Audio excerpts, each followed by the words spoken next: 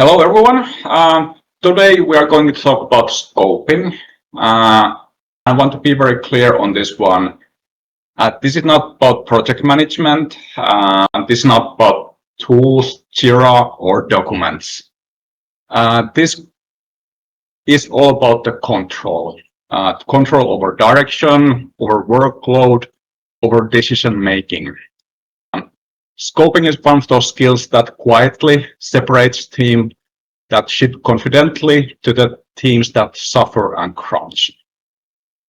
And yes, the Star Wars reference is intentional because it turns out scoping failures follow the very familiar story arc. So I'm Kari. I've been working with games over 20 years. Mostly AAA, a little bit mobile VR, some indie titles, but yeah, 20 plus years AAA mainly, working at Remedy, Machine Games, PUBG, Sumo Digital, and so forth. And I've worked with many amazing teams over the years. But what I've been seeing over the years also is that the project struggle when everyone projects struggle, even, you have the best team and, it's very motivated. You have the funding and everything. But, yeah, so it's not really, the failure is not about the lack of skill. It's usually something else. It's the scope. And I'm not here to tell that I've done everything right in the past. Caused some of the scoping problems by myself too. And so this is more like just telling me my story and the learnings I've learned during the years. And many scars I have as a producer came from the scoping mistakes, not the technical ones.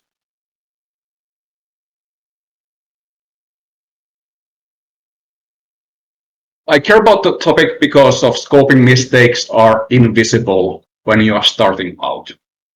When you're a student or junior developer, everything feels possible. Also, in the beginning of the project, everything feels possible. Ideas are exciting, but adding things feels harmless. And no one teaches you that every yes has a cost.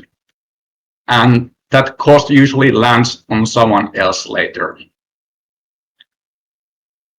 If you learn scoping early, you will have less stress, you ship more projects, you be trusted faster, and honestly, you enjoy the game development way much more. And the scary thing is, when the scope is going wrong, teams often think the problem is motivation, talent, effort, and people just do more work and things like that, crunch, and that's not in many cases the solution. So yeah, they work harder, longer hours, more stress, and really the problem many times it's not the effort, but it's the decision making on the top, on the team, on the leadership.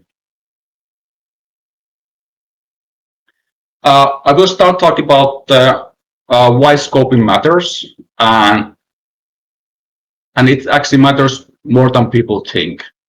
And I will give you some practical tools you can actually use, even in the student project or in the game jams. And finally, we'll talk about mindset, how to stay in control when the pressure actually hits.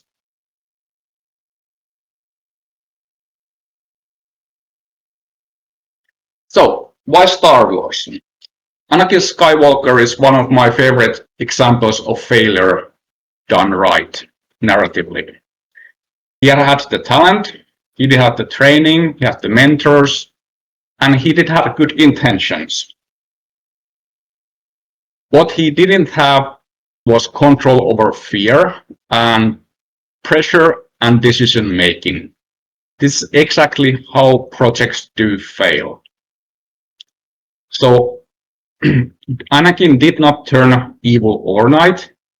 He did make series of small, understandable decisions. Each one of those feels justified at least back then. This is justified, let's do this, let's do that. But this is actually how the project do fail. There's no bad people, there's no villain, there's no one big mistake. Projects just do drift to the chaos.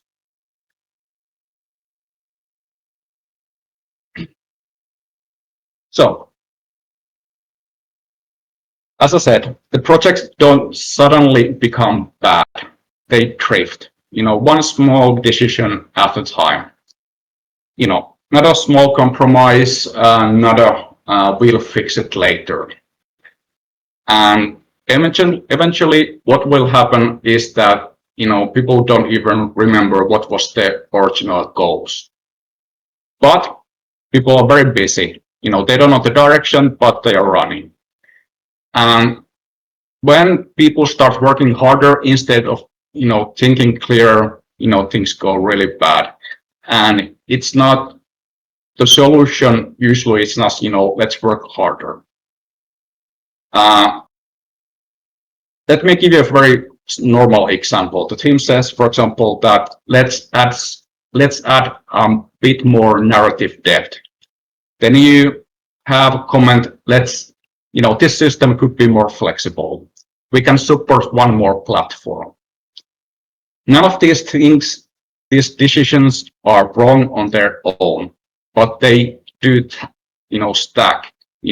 Let's do this, let's add this, and let's add that, and eventually, things do stack up, and suddenly you have way much more extra work.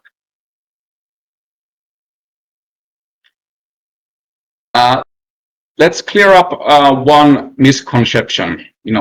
Scoping is not about listing features. It's not breaking down tasks. The scoping is deciding what you are not doing.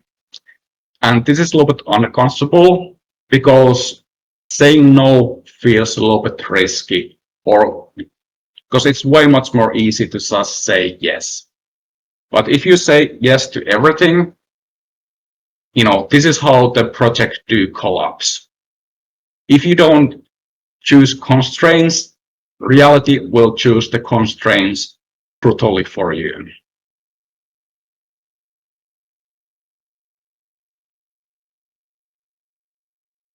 So I know that saying no feels scary because it feels like you are closing doors.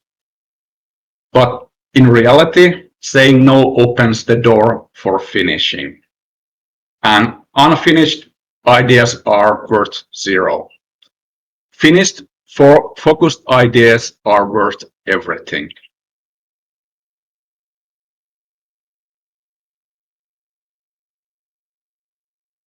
So let's talk about early decision. The projects, when they do start, there's a lot of critical things that you think that those don't matter too much, but they do. And early in the project, decisions do feel cheap. Let's support both PC and console. Let's allow 2 camera modes. Let's keep the systems flexible. The thing is that nothing breaks immediately. No one is plugged yet. So, so all these decisions do feel safe. But what you are actually doing is that you are locking the future cost. You are deciding how complex your animation system will be, for example. You decide how many bugs you will have in the future. You're deciding how much polish you have. You need, how much time you need for the polish. So why the early decisions feel cheap is the fact that the bill comes later. Another common early decision that feels cheap is that let's make this let's make this and that system flexible. And it sounds good, but there's if you have more flexible systems, it means that you have more edge cases, more testing, more bugs, less clarity. So you're not buying flexibility for free. You are buying complexity with the credit, and the interest is high.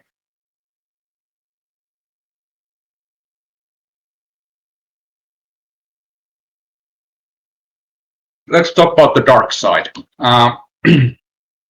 Most projects don't say we are badly scoped.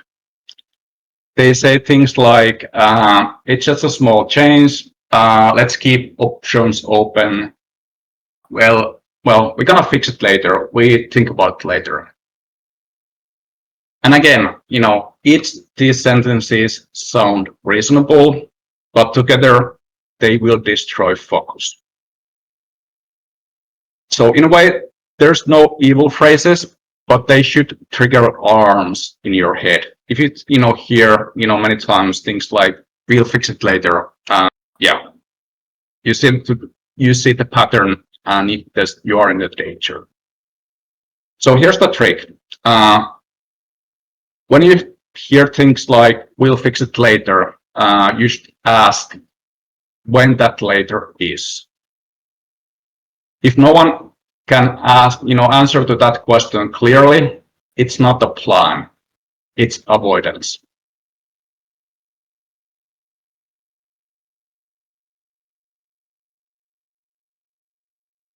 Talk about firefighting. That happens especially in the late of the projects, before the milestones. And let's talk about the big truth. Teams don't burn out because the work is hard. Every game you make, it's always hard. It's never easy. But why the teams burn out? It's because of direction keeps changing. The goalpost keep on moving. And while firefighting feels heroic, you need to ask why to enable those fires in the first place. The good scoping allows calm progress. Good scoping lets team build. Bad scoping forces constant reaction. So there's different kind of projects. Some are all about just reacting to things, and then there's a project that are actually well scoped, and there's no stress, or there's way much less stress than in the project that it's just constant reaction and there's no direction. While you could think that the firefighting, if you look from outside or even inside the team, firefighting might seem productive. So you are busy, you are solving the problems. But again, if this is the constant thing that you are firefighting all the time, you have to ask yourself, why are there so many fires? And usually the reason for that is that you have the wrong scope.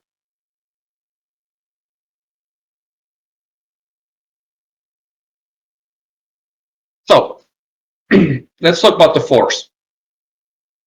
So good scoping creates safety. The safety to focus, safety to be creative, and also this is very important. There's a safety to say things like this does not fit. This was not part of the original scope, or this is not part of the core experience. And what comes to creativity itself, it does not disappear inside the structure. It thrives. When you have actually clear boundaries, you can, let the creativity flourish, and you can actually come up with a lot of cool ideas. I'm going to talk about that a little bit later on. Yes, so I did talk about a little bit about the scoping, and now I wanted to go a little bit more in details actually regarding a little bit tooling, what kind of tools you could have when you do the scoping and think about the scoping.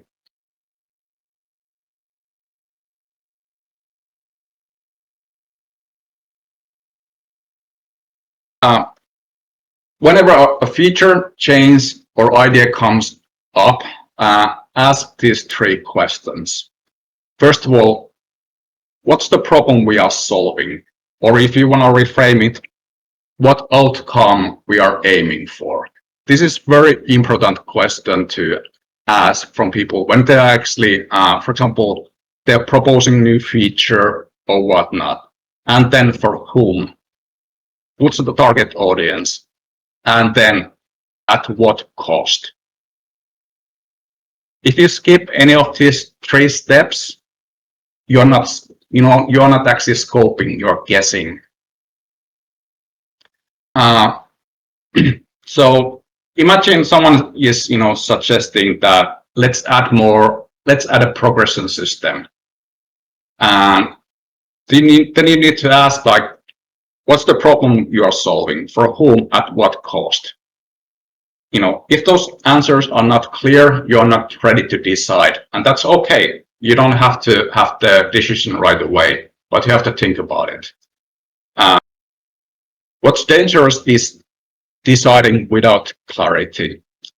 And many times I do understand that, for example, you're in the project that, someone's higher up or you have a publisher and they are asking certain things. You need to actually counter those questions and ask these kind of questions. And if they, someone who's asking that question does not know the answers, you can help with that. But you should have answers to these questions before actually moving forward.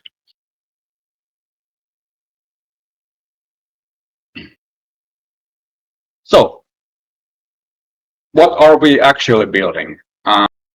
This is a simple question, and this is something that teams often skip. And we are building a game is not actually answer to this one. We are not, the right answer is not also that we are building features. What we need to understand is the core experience we are committing to build.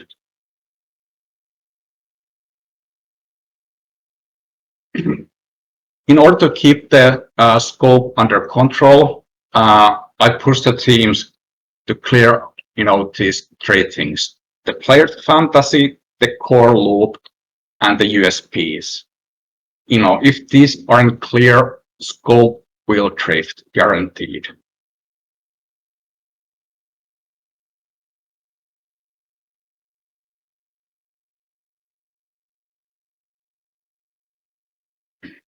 And regarding the tools again, this is the simplest scoping tool you will ever use. You can use it when you actually, ranking up things on your Jira or on your Excel or whatnot. In this one, must have means game breaks without it. Should have improves the experience. And the could haves are the dangerous ones. Most projects fail because of could quietly becomes must. And there's a lot of projects that there's a lot of this we could do we could do this, we could do that, we could do that. And when those could becomes must, you're in a danger. So as a useful rule of thumb, if everything is must have, nothing actually is. So the must have should make you slightly uncomfortable because it means commitment. Must have, there needs to be true commitment that this is what we are building and we are sure about that.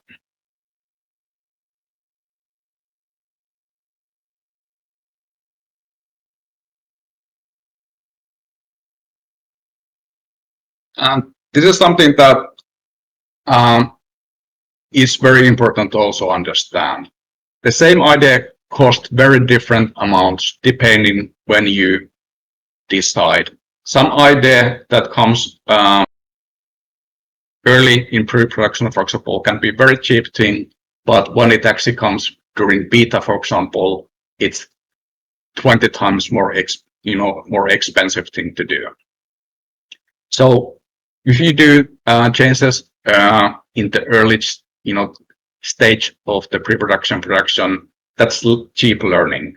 But late changes are expensive chaos. Those are brutal things that if those will come and you agree to do those kind of things, those will create a lot of problems. I've been, for example, in one AAA production that the main character did change during the beta. So that was not great change, for example.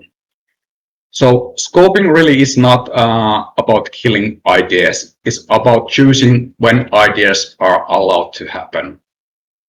So early change is learning, late change is rework. So the one grows understanding, then another one burns teams. So you have to be very careful when you actually introduce changes and when you actually agree to changes. So early on, you can explore freely, and it's all about when you are in the concept phase, you're in pre-production phase. It's all about exploration, finding out what's your game. That's fine. You try things, but then we commit. That means we stop reopening fundamental decisions. If you open those fundamental decisions later on, that will cause a lot of problems. So later in the production, you should stabilize, you should lock things. We protect what we have built instead of constantly reshaping it. This is how you finish projects. There's so many projects out there or been in the past that have been cancelled because very late changes which fundamentally change the experience things, and suddenly you don't have any more time to actually ship the product. And many teams skip commitment phase. They just explore year after year after year. I know, for example, one company that I did join back in the day, they were in pre-production of one title 7 years before I did join. So you can explore forever, but you ain't gonna ship games like that. And eventually what will happen if you explore forever, that suddenly there's a panic, there's a rush, there's a crunch, because you realize that, oh, we are running out of time, we are running out of money, and then nasty things do happen. So commitment there in the middle is the bridge between ideas and shipping.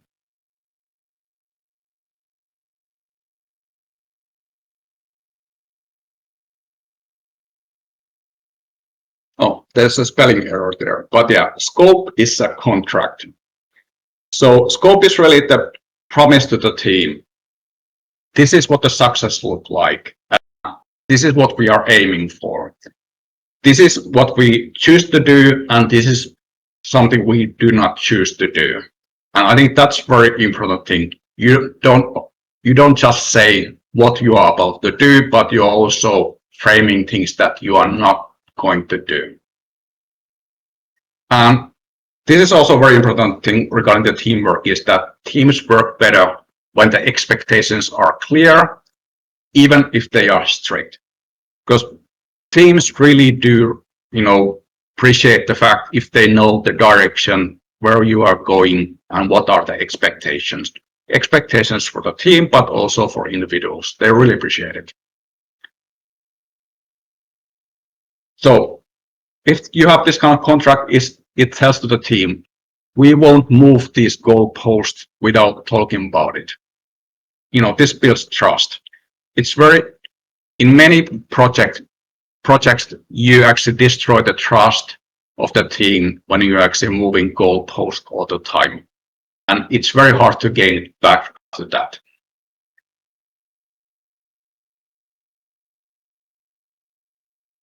Okay, let's talk about the leadership and the control.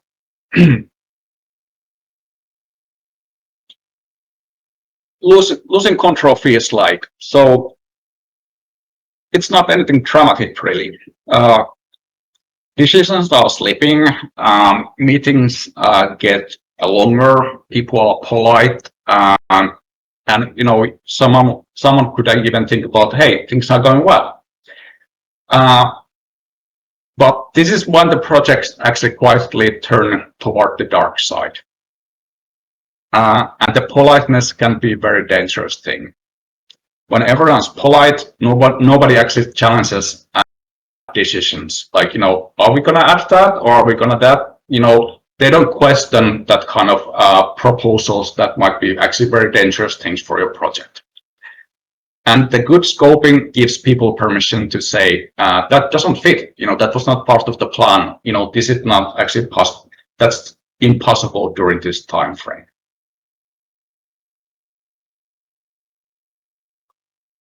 So how to stay on the light side? So what comes to strong leadership, it's not about shouting, it's not about fist fighting, micromanaging. It's calm decisions, early trade-offs, and visible direction. So people know where you're actually going, why you are going there. And calm, if you're a producer, calm is a production skill. When things time to time are on fire, there needs to be some people that are calm and are really thinking about where we are at, what was actually the original vision, where we are going, and what are the options.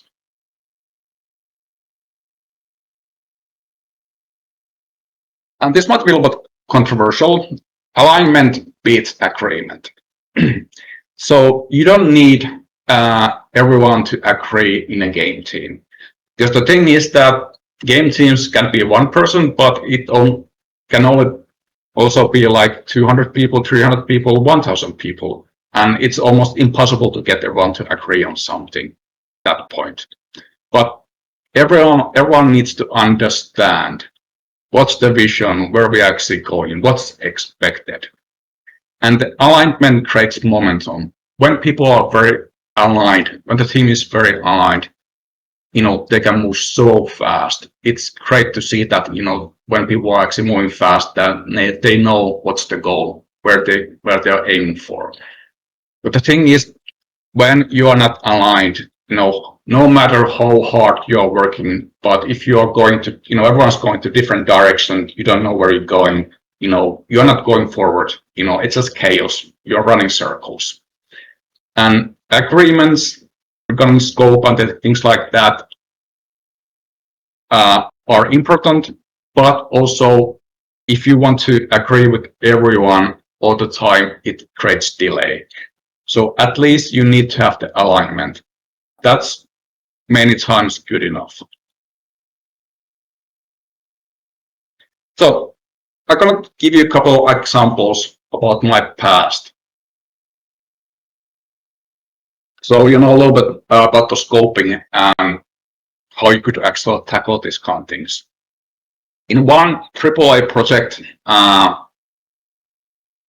we decided to cut many cinematics or simplify those. And also we locked the cameras early on. And some people were unhappy first, but the thing is that not only we did actually ship things on time, we did actually catch the schedule, we were behind the schedule, we did actually do things on time, but with the quality. And when people actually realize that, hey, we are back in schedule, stress dropped. And also what was very important thing that in previous project at that studio, what it did happen was that the cinematic team did crunch quite a lot. And that's very usual thing what comes to cinematic teams. But this time we did not crunch. We did have actually time to finish everything and polish everything. So, and also want to be very clear with this one. The cutting scope didn't kill the creativity or the quality. It did save that. Because again, with the previous game, they did crunch, but also the quality was not always great. Some of the cinematics were not great looking, but they did not have time to, finish those well. They did not have time to polish. But when you have actually right scope, you have actually time to polish everything. And I do understand when you are cutting the scope, people might get frustrated. But after weeks later, when you have done that, mood do change. There's less stress, there's more confidence, the work-life balance is better. So if you're doing this kind of things and you're wondering, did you do things right? The relief is the strong signal you made. That's kind of strong signal that you did do something right. There's another example. Again, one AAA studio. This, about the scoping and leadership in practice.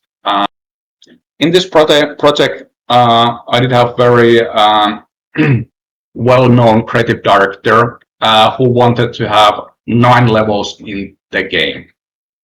But based on the budget, schedule, the team size, we could realistically do 3 levels only.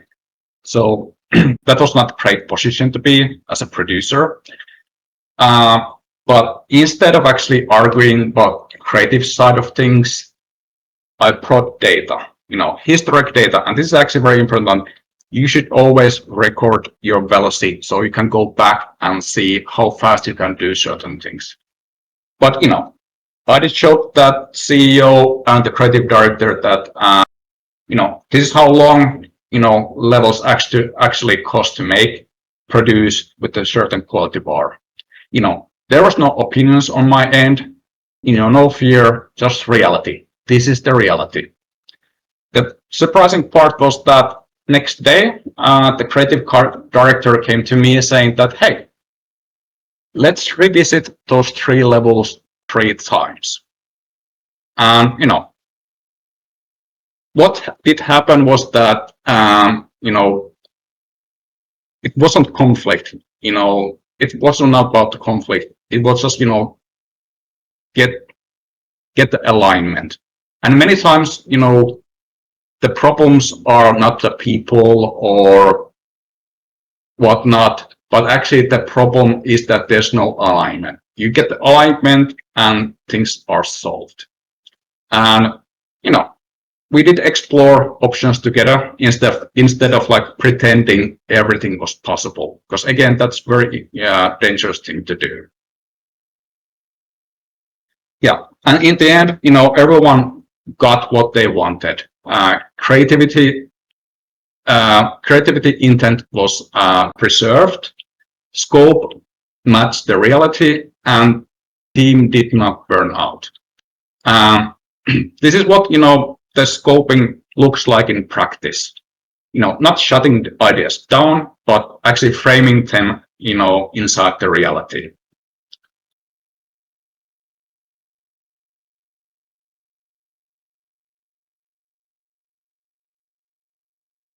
Let's look into a few industry examples. This is not really criticizing the teams, because as I said, making games is very hard. But kind of just understanding the patterns. And you might actually be familiar with a couple of these games already. So some of those most famous projects in our industry didn't struggle because of lack of talent and ambition. They struggled because of decisions stayed open too long. Give you an example, the Duke Nukem Forever. I think the dev time for that title was 15 years. Multiple engine changes, shifting vision, constantly evolving goals. And the lesson here is not that they worked too long. What did happen was that they kept on reopening fundamental decisions, like things like what engine to use. And if you make that kind of fundamental changes later on in the production, kind of your progress resets, and yeah, you end up running in circles. Spore dev time was like 8 years, which is not totally crazy, but again, you could have shipped that game way much earlier. already. And that title did have enormous ambition and vision that kept shifting between, on the other hand, they want to have the deep simulation, but also they want to have the broad accessibility. And what did happen was that the exploration stayed open late, and also the commitment came very late.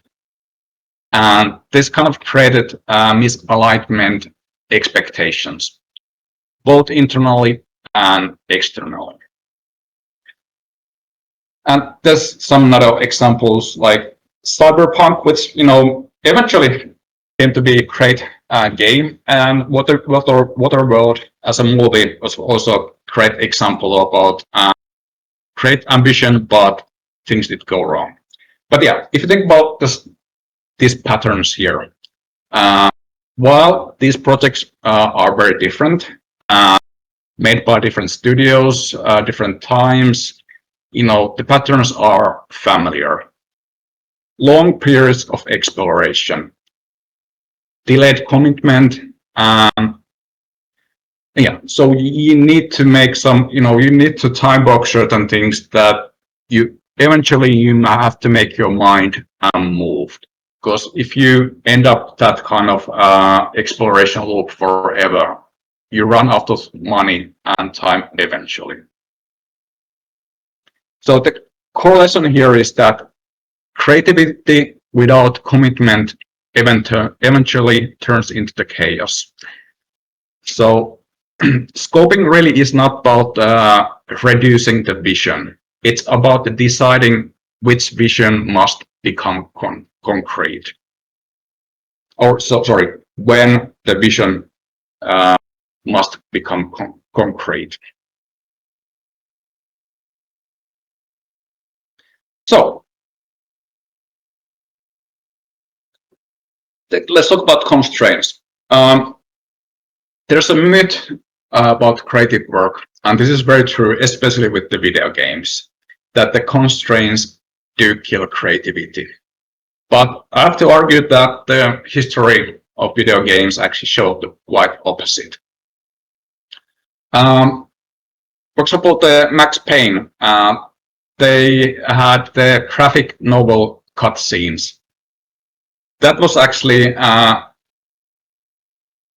reason for that was that they didn't have budget to do the 3D cinematics whatsoever.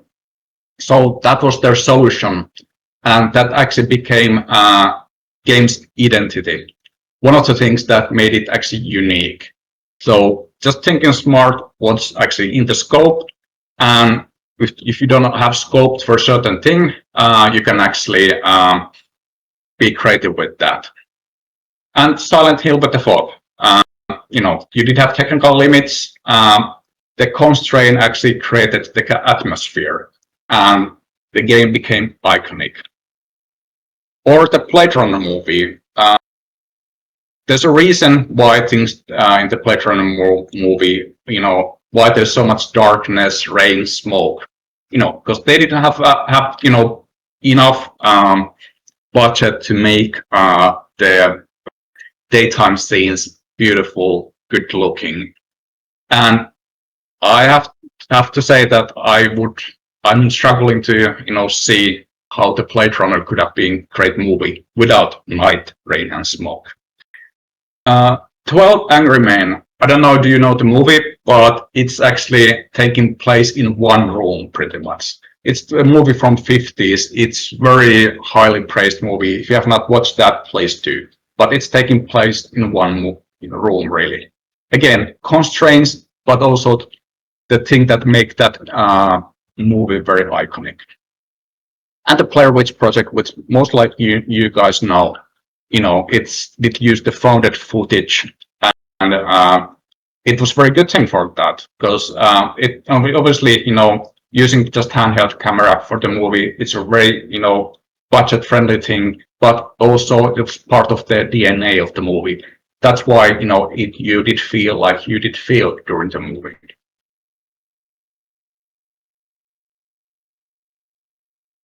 So In my mind, scoping is act of care. It respects people's time, their energy, and their mental health. And ultimately, you respect the player. And if you're not scoping things right, people will notice. You can see that in the team's health. You can see how the players will respond to your title. And bad scope doesn't just hurt schedules. It actually hurts people. And good scoping is how you show respect without saying a word. So I've been in projects in the past that there's been long periods of crunch because of the scope, and also things like that you decide that you still want to keep certain levels, for example, in the game, and you cut it during the beta time, for example, was way too late. If we would have made that call during the pre-production, you would be on time without crunching. But when you actually do that kind of scoping decision too late, that will cause a lot of extra work, and also it has huge impact on morale. When you are actually cutting things that are almost done, and this is actually happens more than you think, it has a big impact on the team morale, because there might be actually people who have been working with that thing for years. So key takeaways from this thing are: scope is power, so use it. And early decisions do matter.